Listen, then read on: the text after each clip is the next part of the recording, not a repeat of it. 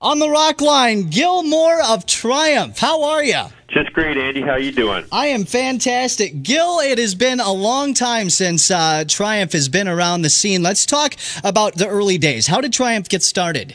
Well, Mike and I played in a band here in Toronto, and we hooked up with Rick at a jam, and we started to rehearse in a bowling alley, and before you knew it, we were out there, and things started to happen for us.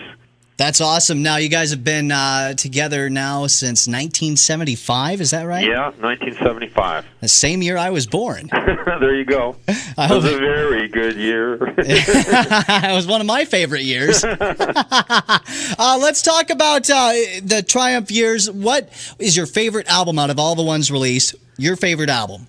Wow, good question. I guess I'd have to say maybe Progressions of Power. It wasn't necessarily the most successful or anything like that, but I just thought we were in a good headspace then, and there was a couple tracks there that I really liked playing drums to, so that one kind of stuck with me. Yeah, your drums are phenomenal, and I know you've influenced many a drummer over the years.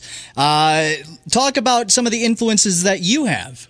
Well, I would say probably Ian Pace from Deep Purple. I'm his biggest fan, I would think. And John Bonham for sure. Awesome. Yeah, two of the greatest drummers ever. In your opinion, what was it that led to the reunion of Triumph? I think it's a lot of things, Andy. A lot of bands, break up or they have fights or arguments or whatever, and then eventually they realize the friendship's stronger than anything they were, complaining about with each other. And I think, a lot of that happened here. I really missed Rick and Mike and I, we were always tight, but we lost our way with Rick, and we just we refound it, and it's like a brotherhood that's better than it ever was. I think we're the best friends now we've ever been.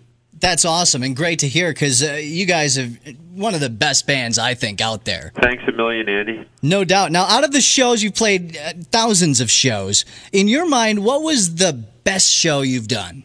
Well, I think the US Festival, wasn't necessarily the best performance we ever gave, but for me it was the best show we ever played because the lineup that day and the size of the crowd. We had, the largest show in the history of California, still to this day, since 1983, and to have Motley Crue and Ozzy and Judas Priest and Scorpions and us and all on the same day. It was a kind of a special day. We just played with Judas Priest actually in Sweden. Nice. Last week, so it was kind of interesting. It reminded me of the US Festival. So tell me now, you've played a show. The reunion is started. What's it like being back up on stage? Yeah, it was the bicycle wheels were a shade wobbly when we teed off, but it came back pretty quick. I mean, we rehearsed about 20 times, and Rick played great because he's never stopped playing, but Mike and I had been doing other things, so we were the ones I was worried about. But Rick gave us a big pat on the back, so I guess we must have been okay. Awesome. I think he thought we were going to gag it, and we didn't. So. Well, that's great. Now, out of the years, any Spinal Tap moments come to mind? Tons. You don't have time on your broadcast for the Spinal Tap moments, but you know what? Just last week, playing in Sweden, when we go over there, a lot of things we that happen, we talk about them as being very tappish, and we went through the whole thing with designing special set pieces, to use in Sweden. You can see them online. Paul put together a drum riser for us, and these lights that go behind us, and a pyro kit, and all this stuff, and a big backdrop, and that was all pretty tappish. Awesome. Yeah, but that's always what makes a great show, too. Oh, absolutely. I saw the pictures online, and I thought he did a brilliant job. So, we were kind of thrilled with the production. It was really kind of over the top. Beautiful. Now, what do you like to do in your spare time?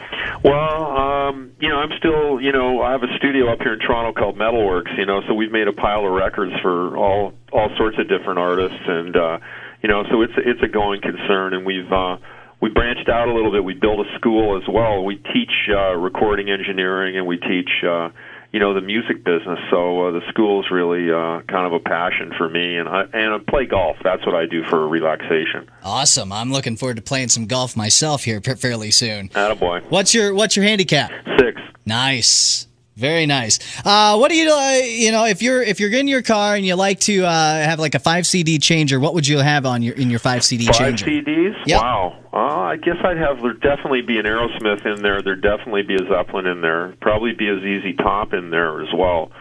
The last two, probably, this will surprise you, Sam Cooke for sure. Cool. And, maybe one country record in there. I might throw in a Johnny Cash or something like that. Awesome. Now, you guys are playing Rocklahoma. Yep. This should be incredible, from what I've heard.